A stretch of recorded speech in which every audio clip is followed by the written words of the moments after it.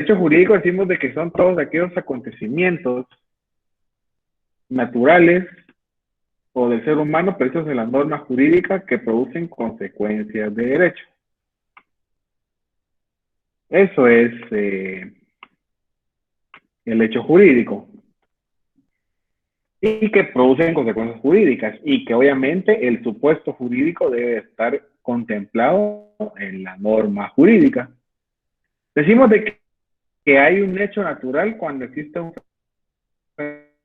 puede ser relación humana.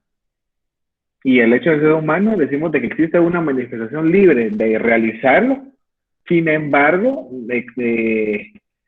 no tiene la intención de crear consecuencias jurídicas. Eso es lo que hace un hecho. El hecho jurídico es una cosa, acontecimientos naturales del ser humano, previstos en las normas jurídicas que crean consecuencias jurídicas, pero que no existe la intención del ser humano de crear las consecuencias jurídicas. El hecho natural, hablamos que puede ser un nacimiento, la muerte de la persona, el hecho natural que no guarda relación con el ser humano, por ejemplo, puede ser un terremoto, puede ser lastimosamente, posiblemente ya mañana va a entrar un temporal al país, la tormenta Nana, y pues esperemos que no cause mayores estragos, pero nosotros sabemos que en Guatemala que solo desde que empieza la lluvia en mayo, ya hay problemas en nuestro bello y hermoso país. Entonces esperemos de que no hayan consecuencias jurídicas tan graves ni que lamentar. Y pues al final de cuentas, si va a ser material, pues que sea lo material que se puede recuperar. Obviamente cuesta, es fácil decirlo también desde aquí, pero esa es la esperanza que uno maneja. Y pues demás otros catástrofes o fenómenos naturales como los incendios, los terremotos, lo que pasó con el volcán de fuego, las inundaciones, los deslaves, todos esos pues son hechos de naturaleza que están previstos en la norma jurídica y que producen al final de cuentas pues consecuencias jurídicas. Por su parte, el acto jurídico es una manifestación de la voluntad del ser humano de generar las consecuencias jurídicas, que esas consecuencias jurídicas se manifiestan al final de cuentas se materializan en crear, modificar, transmitir o extinguir derechos y obligaciones. Por ejemplo, aquí tenemos un contrato. Ahora, ¿qué es el negocio jurídico? Habíamos hablado de que lo general es el acto jurídico, lo específico es el negocio jurídico. Es decir, que el acto jurídico se va a materializar a través del negocio jurídico. ¿Y qué es el negocio jurídico? Bueno, el negocio jurídico es el acto jurídico que puede ser unilateral, es decir, manifestación de la voluntad de una parte, puede ser un testamento, puede ser una gestión de negocios, que la gestión de negocios se da cuando de manera voluntaria una de las partes decide actuar a favor de otra sin que la otra persona lo sepa. Un ejemplo de una gestión de negocios puede ser de que salgamos, bueno, antes tenía el ejemplo que salíamos del edificio, ¿verdad? Hagamos de cuenta que salgamos de nuestra casa y ustedes se dan cuenta que le chocan el carro al vecino y el otro se quiere ir a la fuga y pues ustedes interceden, no, mire, yo soy su derecho, sé que eso es malo, que daños y perjuicios y que no sé qué, y él es mi amigo y que no sé qué. Él no lo sabe, pero yo lo estoy aquí y tratando de negociar algo. Entonces todo eso es una gestión de negocios, es actuar en favor de otra persona sin que la otra persona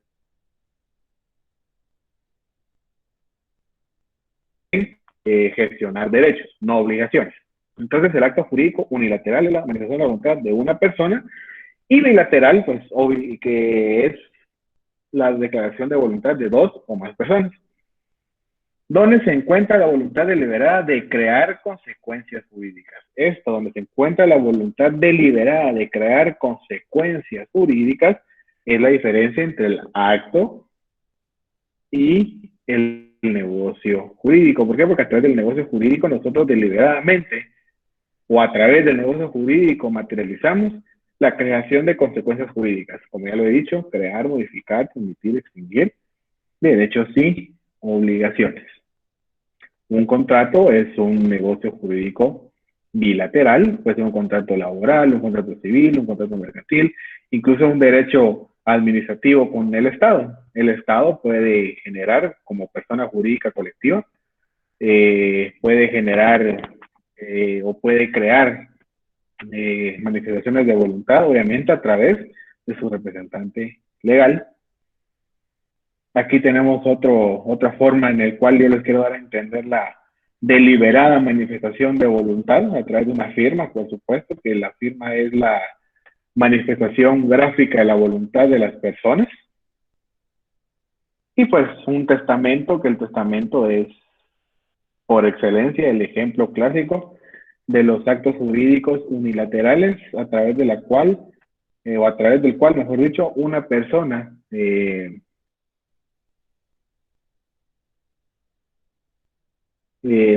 dispone de sus bienes para después de su muerte. Entonces aquí tenemos ya lo relativo al negocio jurídico, al hecho y al acto jurídico. En ese orden de ideas, pues quisiera yo que miráramos el último tema para el parcial y que si se dan cuenta, pues tampoco es tan largo. Se llama objeto de derecho. El objeto de derecho, antes de hablar del objeto de derecho en sí, que es objeto de derecho en sí, definir el objeto de derecho, decimos que el objeto de derecho, para que se dé el objeto de derecho, pues debemos de, no para que se dé el objeto de derecho, para que entendamos el objeto de derecho, debemos de saber que existen dos tipos de personas que están vinculadas en un negocio jurídico o en una relación jurídica. En primer término, vamos a encontrar el sujeto activo, que el sujeto activo es aquella persona titular de los derechos y también es la persona titular del derecho subjetivo. ¿Se recuerdan el derecho subjetivo cuando hablamos de derecho y otras excepciones en el semestre pasado? Dijimos, bueno, el derecho subjetivo es la facultad de hacer o no hacer, la facultad que tiene una persona de exigir o no el cumplimiento de una obligación. Pues ese es el sujeto activo, es el que tiene pues la titularidad de ese derecho de decidir si se exige o no el cumplimiento de una obligación, si actúa o no actúa, si ejerce o no ejerce, pues es el sujeto activo. Y el sujeto activo pues es la persona obligada, es la persona sobre la cual recae la obligación contenida en un vínculo jurídico denominado relación jurídica. Entonces, para que hablemos ya sin tanto rollo, el sujeto activo, titular de derechos, y el sujeto pasivo es obligado. Así de simple y así de sencillo. Ya sabiendo de que existen dos sujetos en una relación jurídica, pues esos dos sujetos tienen protección jurídica y que eso en sí es el objeto de derecho. El objeto de derecho decimos de que es todo aquello susceptible de constituir materia de una relación o protección jurídica. Chicas, son las 6:15. Les encargo la puntualidad, por favor.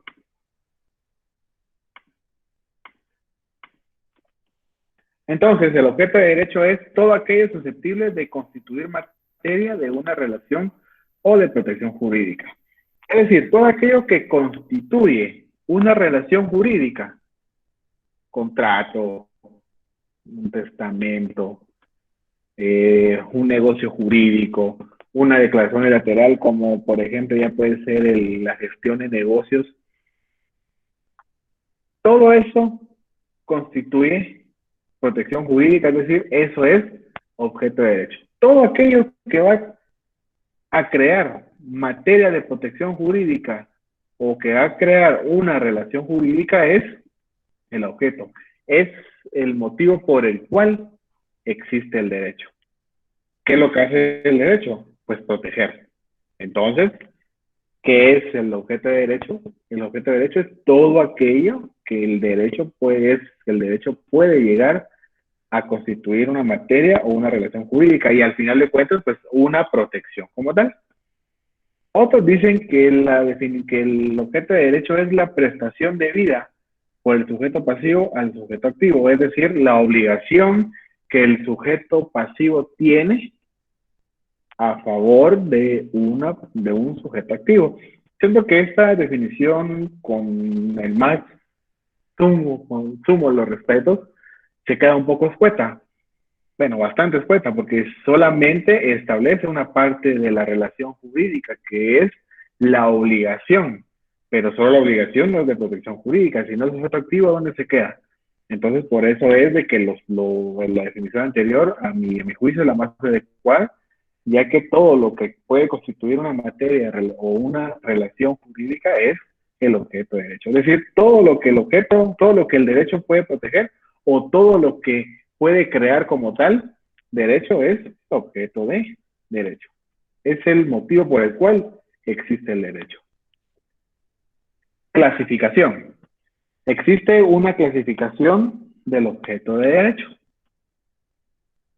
El primero de ellos, bienes. Todos los bienes constituidos en objetos, cosas que pueden ser materiales o inmateriales, susceptibles de adquirir o no un valor económico.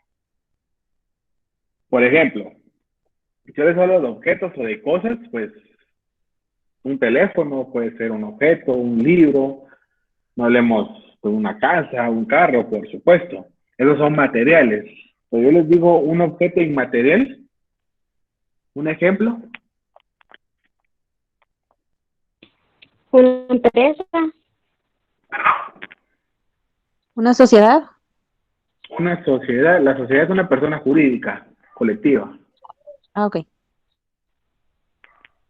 A ver, imaginémonos, ¿qué es lo que le hace falta lastimosamente qué es lo que produce el COVID? Las personas que tienen COVID, ¿qué es lo que les hace falta en un momento? Salud. Salud. Sí, la salud, por supuesto. Pero estoy preguntando mal. ¿Cuál es la consecuencia o cuáles son los síntomas del COVID, aparte de perder el gusto, el olfato? ¿El oxígeno? El oxígeno, correcto. Obviamente, pues el oxígeno decimos decimos que es inmaterial o que es material. Inmaterial porque no es tangible, creo yo. Ahora, si el viento va muy rápido, usted sí lo puede sentir. Sí, sí, pero no se en puede teoría. agarrar, Sí, pero o sea, solo se puede sentir. entonces, ¿por qué los venden entubados? Hay una forma de poderlo atrapar. Hagamos un experimento con una bolsa. Se puede atrapar. ¿O con los tanques de Yo oxígeno? siento, correcto, a través del tanque de oxígeno. Yo siento, bueno, tampoco es una clase de ciencias naturales, ¿verdad? Solamente son ideas y para pues, despejarnos un poquito. Siento que sí es un objeto material, pero un objeto inmaterial, por ejemplo, puede ser una fama, la fama de alguien. Eso es algo, eso es una cosa inmaterial. O a veces se negocian cuestiones a futuro. Por ejemplo, el primer antecedente de la bolsa de valores se dio por la compra en futuro, por cosas inciertas de los tulipanes. Hablemos cuando todavía no habían venido o estaban viniendo los europeos a invadir aquí al Nuevo Mundo. No existía todavía Nueva Amsterdam, que posteriormente fue llamado Nueva York. Ahí se están negociando cosas que todavía no han existido. Entonces, en ese momento se están negociando cosas inmateriales. Ahora, susceptible de adquirir o no un valor económico. Sí, por supuesto, si se puede adquirir un valor económico es porque se puede comercializar. Pero hay bienes que en sí, pues, pueden o no tener un valor económico. O cuánto puede llegar a valer, insisto, cuánto puede llegar a valer la vida de las personas, el patrimonio de las personas, cuánto puede llegar a valer una caja para un un vagabundo o para nosotros un pedazo de cartón, ¿verdad? Ahora bien, si hablamos de bienes, según el perdón, el Código Civil, vámonos al Código Civil, por favor, en el artículo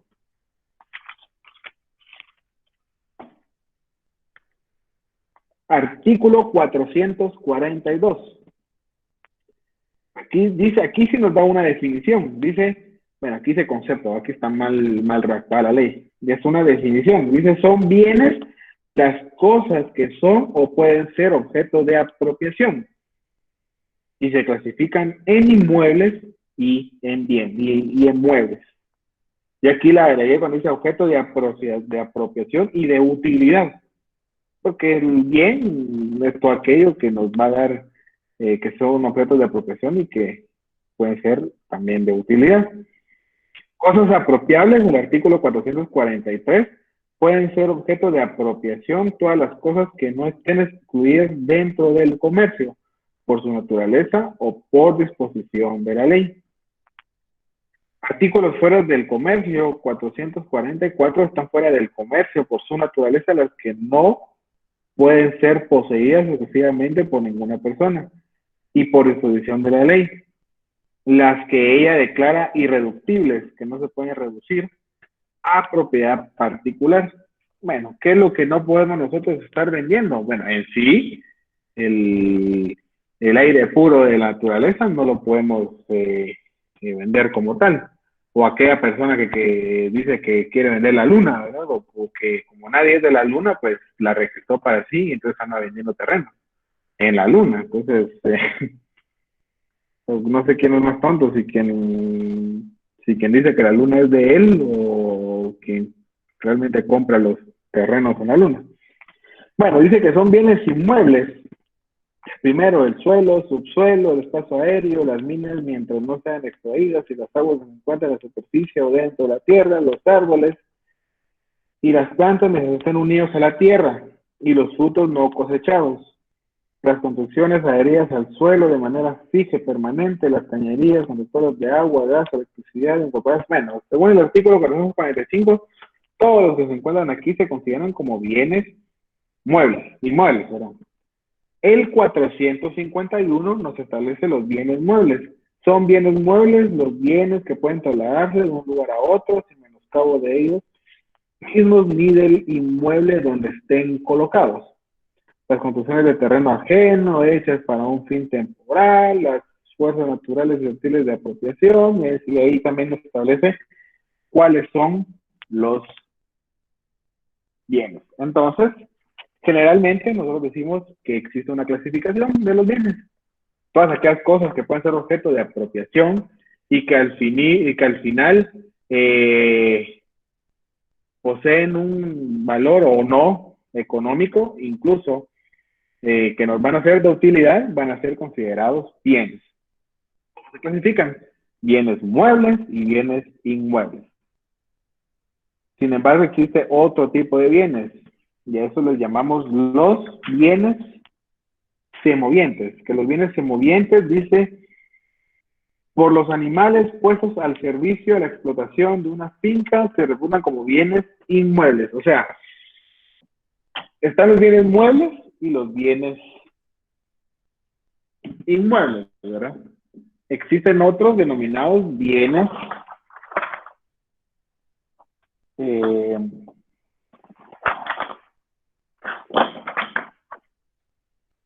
los bienes semovientes, que según el diccionario de Derecho Usual de Guillermo Cabanelas, ahí te les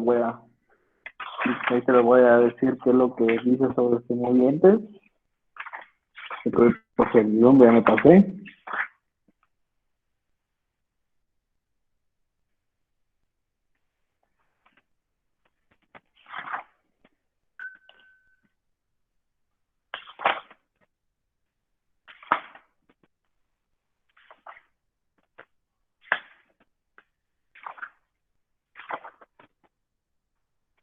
Semoviente dice que se mueve, mejor dicho, por sí mismo.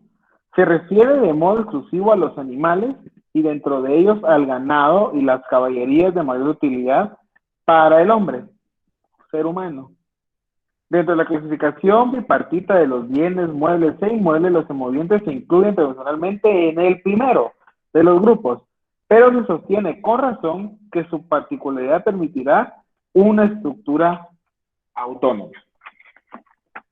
Por ser particulares de que se pueden mover por sí solos, se considera que son la clasificación entonces en tres: bienes muebles, bienes inmuebles y los semovientes. Si sabemos que los semovientes pues, se refiere a los ganados, a aquellos que se pueden mover por sí mismos. Sin embargo, aquí el artículo 455 dice semovientes. Los semovientes son bienes muebles. Esa es la regla general. Pero los animales puestos a servicio de la explotación de una finca se reputan como bienes muebles. A esto la doctrina, bienes inmuebles, perdón, a esto la doctrina los llama como bienes mixtos o doble calidad o naturaleza. Eso es lo que dice la doctrina, esa clasificación de esos tipos de bienes. Dice de que pueden ser bienes inmuebles por absorción, es decir, si yo tengo bienes, o sea, ¿cómo decirle? Hay algunos bienes muebles que por su naturaleza son bienes muebles o semovientes, pero si van a estar adheridos o van a estar fijos en el bien inmueble, se van a considerar bienes inmuebles por absorción. En este caso estamos hablando de que si el ganado va a estar permanente para explotación en una finca, en vez de ser considerados semovientes, van a ser considerados como bienes inmuebles.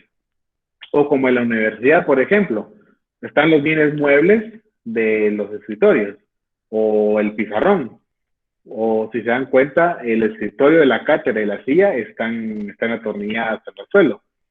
Si es cierto, cada en su particularidad de uno de ellos se consideran bienes muebles, pero como se encuentran adheridos al inmueble, aunque se pueda mover por sí, porque se puedan mover los escritorios de ustedes, pero como van a constituir parte del edificio para uso del edificio, como naturaleza para el edificio, pues van a ser considerados como bienes inmuebles. Es solo para que ustedes sepan de que hay una clasificación mayúscula de los bienes. Y es más, ustedes el otro año en civil van a ver en derecho civil van a ver los de los bienes de la propiedad y demás derechos reales. Y cuando miren los bienes, no sé si a ustedes los van a poder leer, pero a mí se me pusieron a leer el libro de Francisco Flores Juárez que se llama, ¿cómo se llama? De los bienes y la propiedad, que al final de cuentas fue su tesis. Se hizo una clasificación doctrinaria de los bienes muebles. Imagínense, para hacer una tesis de los bienes, puede ser porque el tema no es así tan, como miramos en contabilidad, de que, bienes muebles y bienes inmuebles, ¿verdad? Es mucho más allá. Entonces, todos aquellos bienes muebles o inmuebles o semovientes, pues van a constituir materia de derecho o materia jurídica o su protección jurídica, o van a constituir también una relación jurídica, la compraventa de bienes inmuebles o la compraventa de los semovientes. Al final de cuentas va a haber un comprador, va a haber un vendedor, va a haber un sujeto activo, va a haber un sujeto pasivo, y al final de todo esto va a ser un objeto de derecho. El segundo que vamos a encontrar son los hechos u omisiones, que son todos aquellos deberes que el sujeto pasivo está obligado a cumplir. Si nos dimos cuenta, estos hechos u omisiones se refiere a aquella definición que vimos como segunda definición del objeto de derecho, que es la prestación que el sujeto pasivo tiene en contra o a favor, mejor dicho, del sujeto activo. Pues aquí lo vemos como la clasificación del objeto de derecho, no como objeto de derecho como tal. Entonces aquí los hechos o omisiones son todos aquellos deberes que el sujeto pasivo está obligado a cumplir. Esa obligación, cuando son apreciables económicamente, pues por supuesto que va a constituir una materia de relación jurídica. Entonces aquí tenemos el contrato, y con los contratos sabemos de que existe la bilateralidad en el cual una persona es sujeto activo, la otra es sujeto pasivo, y pues el sujeto pasivo va a tener una obligación con el sujeto activo. En el siguiente grupo encontramos los valores adscritos a la personalidad jurídica. La libertad, el honor y la fama van a ser protegidos jurídicamente. Si se llegan a incumplir uno de cada uno de ellos, pues se puede ser objeto de una indemnización.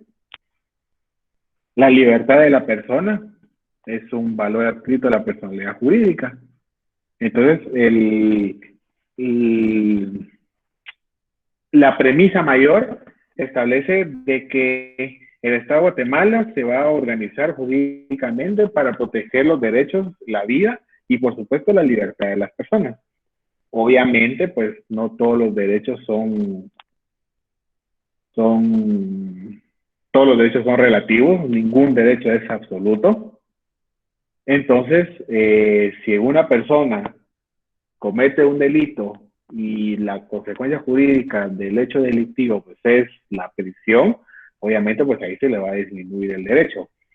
Todo el mundo dice que tenemos derecho a elegir y ser electos, sin embargo existe que todos los derechos son relativos, no son absolutos, y si bien es cierto, yo tengo derecho a participar políticamente, siempre y cuando cumpla con todos los requisitos. Si la Constitución establece de que por ser esposo o esposa del presidente o presidenta, o por ser hijo o hija de alguna persona que participó en un conflicto armado, ser que rompió el orden constitucional, no puedo yo ser candidato a presidente o vicepresidente de la República.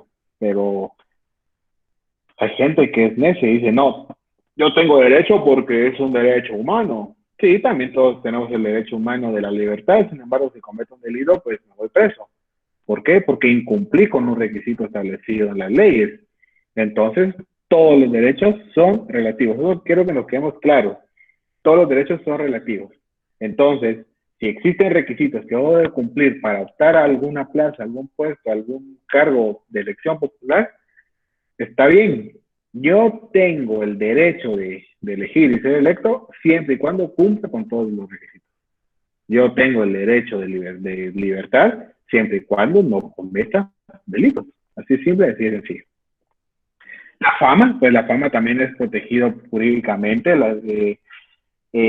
Bueno, no tanto la seguridad de las personas como tales, sino que la fama comercial, la fama de las personas, los derechos de autor y demás derechos reales, perdón, los derechos de autor y los demás derechos conexos, como ya lo vimos el semestre pasado cuando vimos las fuentes de derechos materiales, reales o primarias, cuando hablamos de los hechos culturales. Y ahí establecimos de que existen los derechos de autor y existen también los derechos de intérprete.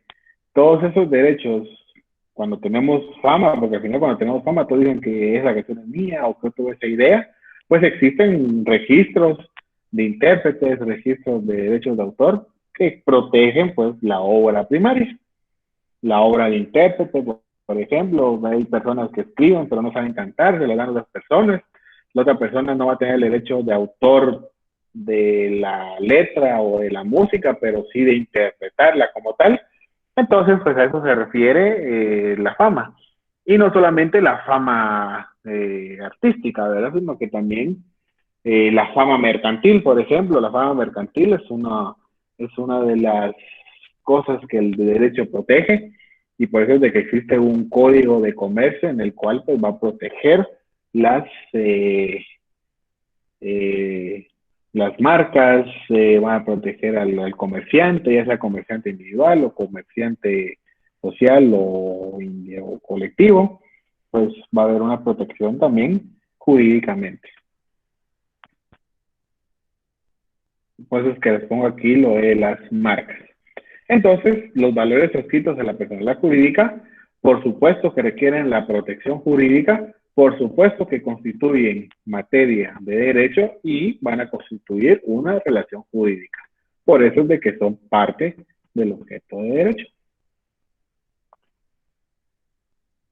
Y finalmente, los valores institucionales. El Estado, a través de documentos, a través de la moneda y los actos administrativos o gubernamentales son protegidos por el derecho. Es decir, de que los valores institucionales, como los documentos públicos, por ejemplo, un documento público puede ser algo autorizado por un notario y que para ello pues, existen requisitos esenciales y no esenciales de los documentos, y para ello también existen requisitos para poder hacer un documento oficial. En este caso, pues, está una fotografía de la hoja de papel sellado especial para protocolo, que según la ley de papel especial para protocolo, establece cuánto mide, cuántas líneas, que tiene un número de orden, tiene un número de registro. Todo eso pues está regulado legalmente y tiene la protección jurídica. Las monedas también tienen la protección jurídica. Existe una ley en la cual establece la forma en la cual se van a llevar a cabo las monedas, quién es el ente encargado de crear las monedas en Guatemala, que en este caso es el Banco de Guatemala, su denominación, los colores de los billetes, la forma en que están. Por ejemplo, el billete de 500 quetzales que está autorizado pero que no ha salido en circulación, aparentemente o legalmente, si no mal recuerdo, estaba Miguel Ángel Asturias en el proyecto de ley, o en la ley, mejor dicho, establecido para que salgan los billetes. Igualmente, pues, los actos, un acuerdo gubernativo, un acuerdo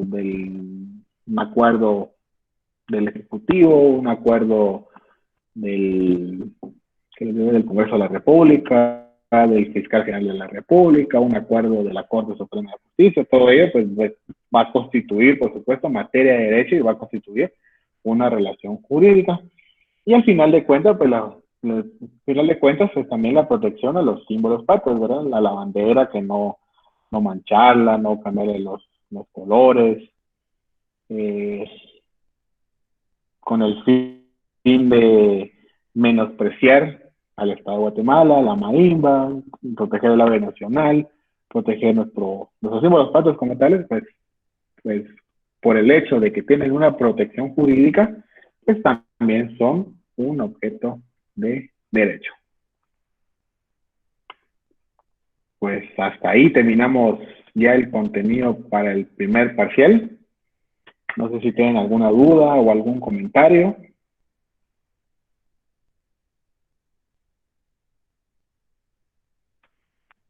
¿Todo bien? ¿Todo mal? Por el momento todo bien, por el momento todo mal. Asumo que bien. Todas esas diapositivas ¿Sí? ya están en Classroom, perdón, licenciado. Esta todavía no la he subido, pero hoy la voy a subir. Gracias, O muy mañana amable. a primera hora lo subo. Pero eso todavía no. Porque todavía no tengo el audio. Entonces sería contraproducente subirlo, ¿verdad? Tengo que subir el video, la presentación y también un documento que tengo ya aparte para que ustedes lo lean, así como los anteriores, ¿verdad? Que tampoco son muy extensos y es de lo que hemos hablado, sin embargo, ya más sintetizado. Entonces, ¿no tienen ninguna duda? Disculpe, Lick, este tema todavía entra en el primer parcial, ¿no? Todavía entra en el primer parcial, correcto. Licenciado, disculpe una pregunta. La vida se puede considerar como un bien inmaterial, ¿verdad? ¿La qué? La vida.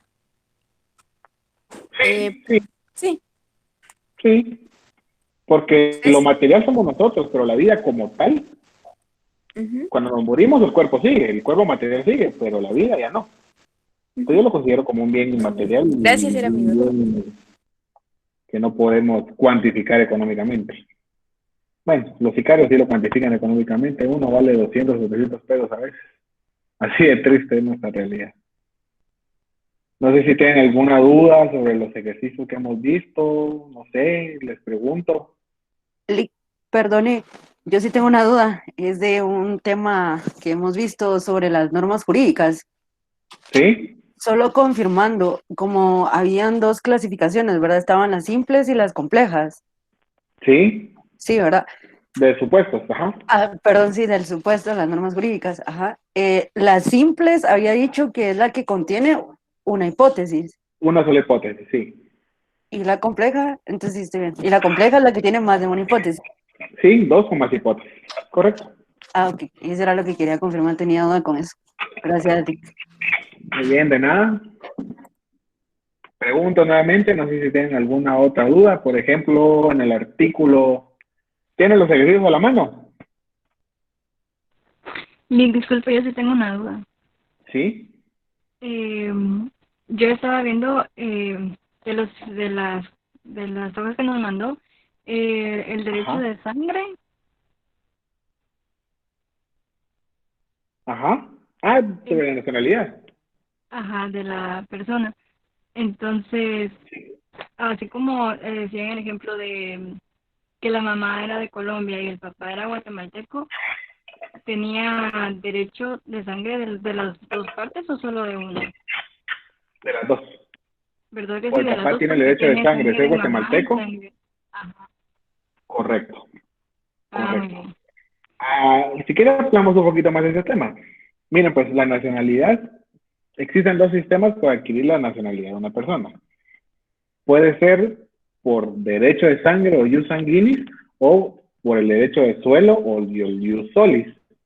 Por el derecho de sangre, pues nosotros tenemos la nacionalidad o podemos adquirir una nacionalidad de algún otro estado simplemente porque somos descendientes de alguien.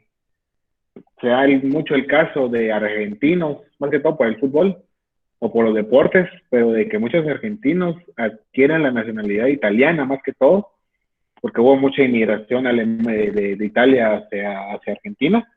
Entonces, por el derecho de sangre de sus antepasados, algún abuelo o alguna abuela o alguien, obtienen la nacionalidad italiana. Obviamente, eso les facilita a los equipos o a los clubes, porque con ello ya pueden jugar como italianos, sino ya no juegan como extranjeros, ¿verdad? O como extracomunitarios de la Unión Europea.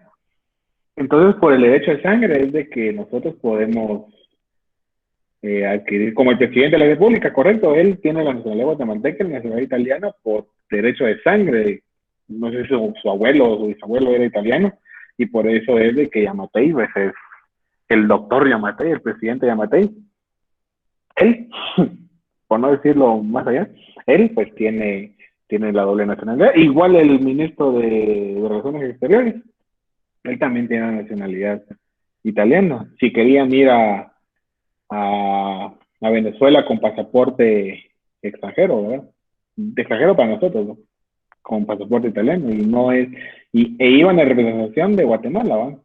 Diciendo que iban a invitar a Guaidó a su toma de posesión, o sea, pero con pasaporte italiano, ¿verdad? Entonces, si eso hizo antes de entrar a la presidencia, no me quiero imaginar qué va a hacer después. Bueno, ya me estoy imaginando qué es lo que está haciendo, pero ya me estoy yendo por otro lado. Ahora, por el derecho de suelo, uno puede adquirir la naturalización de un estado porque ya adquirí ya un domicilio o ya tengo una residencia en cierto lugar y pues yo deseo optar a esa nacionalidad. Entonces llevo mi proceso de naturalización en uno de los estados establecidos. Por ejemplo, que hay personas que están en Estados Unidos y ya tienen años de vivir ahí y pues ya sea legal o ilegalmente entraron a ese país o llegaron a ese país y pues así ya obtienen su naturalización o nacionalidad estadounidense, pero no tienen parientes estadounidenses o no hubo un pariente que lo reclamara, ¿verdad? Para poderse naturalizar o nacionalizar estadounidense.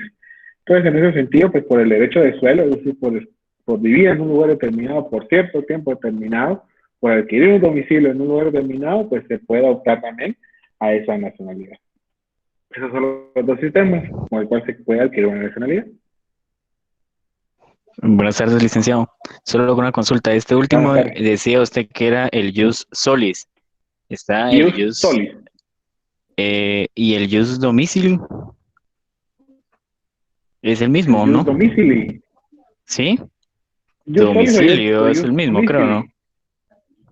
Pues yo no había De escuchado el domicilio. jus domicili, solo había escuchado el jus, o lo tengo ahí en el, No, esto, si no recuerdo mal, fue el semestre pasado que nos lo dijeron a nosotros, pero no recordaba, solo para aclarar. puede ser que sea el mismo, pero yo lo conozco como Ah, jus ok. solis, vamos a ver.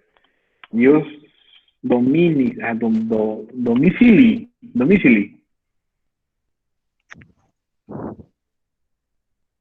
Sí, derecho de domicilio es lo mismo, por el derecho de suelo también. Jus solis Ah, o ok. jus domicili puede ser, es la misma cuestión. Sí, Aquí eso era dice para que es una aclarar. locución latina que liberadamente traducida significa el derecho de razón de domicilio, pero es por estar en un derecho, por derecho de suelo, al final de cuentas. El derecho de sangre es por algún familiar, el derecho de suelo es por habitar en un lugar determinado. Sí, puede ser por jus domicili o por el jus solis, que el jus solis ya es suelo totalmente. Pero yo lo conocía Ok, como jus solis, no jus domicili, pero sí, es lo mismo.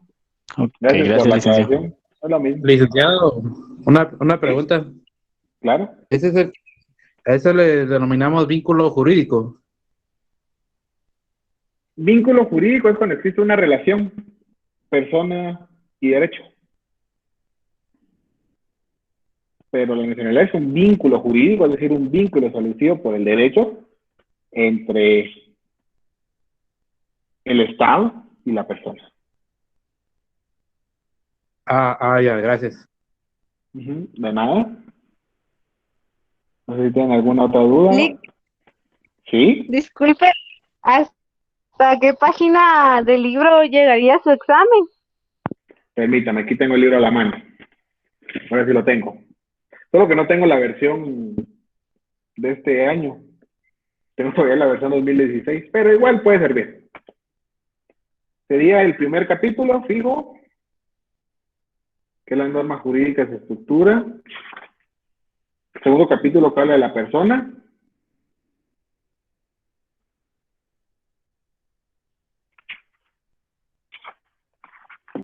¿Qué más? El tercer capítulo, el cuarto capítulo, perdón, hecho o acto negocio jurídico, y el tercer capítulo me lo comienzas. Vamos a ver. Primer capítulo, conceptos jurídicos fundamentales, entonces vamos bien.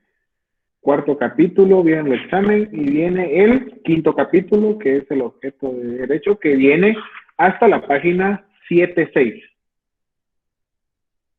Cuando ya miren derecho subjetivo, ahí ya es materia del segundo parcial.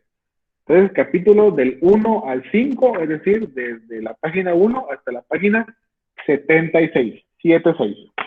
Hasta ahí viene el examen. Licenciado, hay que recurrir al libro o con sus diapositivas, lo que usted suba al Classroom con sus clases es suficiente. Para mí es suficiente con lo que tenemos ahí. Pero recordemos de que el libro no solamente es para un examen, sino que el libro es una consulta para todo lo demás, para tenerlo ahí siempre. Un libro siempre es una buena inversión para citar fuentes, para ampliar más la información. Pero como yo les digo, yo voy a examinar de conformidad a las clases, a las diapositivas. Y pues hay cosas que he dicho que están también en el libro, o sea, tampoco es que me haya apartado de ahí. Pero si eso que usted no tiene el libro, no se preocupe. Sí, dígame. Licenciado, tengo una duda con la nacionalidad. No todos los países aceptan una doble nacionalidad, tengo entendido. No, no todos. Okay. Estados Unidos no acepta una doble nacionalidad. Ya. Si uno adquiere la nacionalidad de ellos, para ellos uno pierde la nacionalidad guatemalteca. Ahora, constitucionalmente, un guatemalteco no puede perder su nacionalidad. Oh, ya. Siempre es un derecho. Pero si por es eso es de que... Dígame, perdón. Usted menciona que es un derecho, pero ¿por qué estos países no lo ven de esta forma? Porque creo que otro es Panamá, si no estoy mal, que no lo ven como como ese derecho, llamémosle así, o sea, no lo ven necesario que se tenga una doble nacionalidad. El motivo del por qué no lo manejo, la verdad, o sea, es cuestiones de su legislación interna, de su pensamiento de soberanía nacional, me imagino yo, o sea, razones del por qué, pues son muy propias y sería de conocer específicamente cada país y su legislación y todo ello, ¿verdad? No sé por qué Estados Unidos o Panamá y no sé qué otros países solo aceptan una nacionalidad, que en realidad son pocos, la mayoría acepta el doble, triple o cuatro nacionalidades. Sea el caso que yo tengo pues una prima que la considero como mi hermana, que toda mi vida, toda la vida vivió con nosotros, y pues se consiguió su novio, y ese es su novio, es como que se consiguió, tuvo su novio, y pues su novio era suizo, estaba trabajando en Guatemala daba clases para niños del basurero, y ella trabajaba en otra entidad no gubernamental que, como ella trabajaba en teatro, actriz, hacían obras infantiles para esos niños.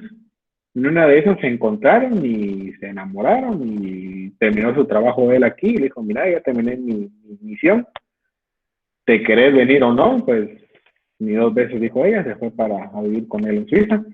Él es hijo de Suiza y de un español, por lo tanto él tiene la nacionalidad española y la nacionalidad suiza.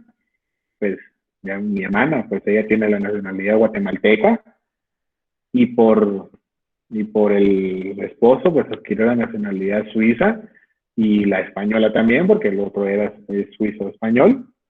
Y pues los hijos, pues también tienen la triple nacionalidad, guatemalteca, la suiza y la española. Pero eso estoy hablando de que no se lo puede dar una doble, ¿va? Ya hay una triple nacionalidad. ¿Por qué los países como Estados Unidos no lo aceptan? Eso es muy interno. Yo insisto, puede ser algo sobre su soberanía y su pensamiento, de que somos libres, y recuerdo de que ellos, su constitución, no ha sufrido tantas modificaciones, actúan más por costumbres. Entonces, por ahí puede venir el rollo, ¿verdad? Ok, muchas gracias. Muy bien, de nada. Ven, les deseo muchos éxitos en su examen de mañana y por supuesto el día lunes. No se pongan tan tensos, tan tensos y tan tensas, tranquilos y tranquilas, que no creo que les vaya mal, y pues por el azar del destino les puede ir mal en el parcial, pues todavía van a tener otra oportunidad para poder recuperarse. Aquí no es el fin del mundo. Chica, si quiere viene junta mañana. Pues con todo, eso sí, nunca desmayen. Saludos, se cuidan. Gracias, Lick. Gracias. Buenas noches, Lick. Buenas noches. Buenas noches.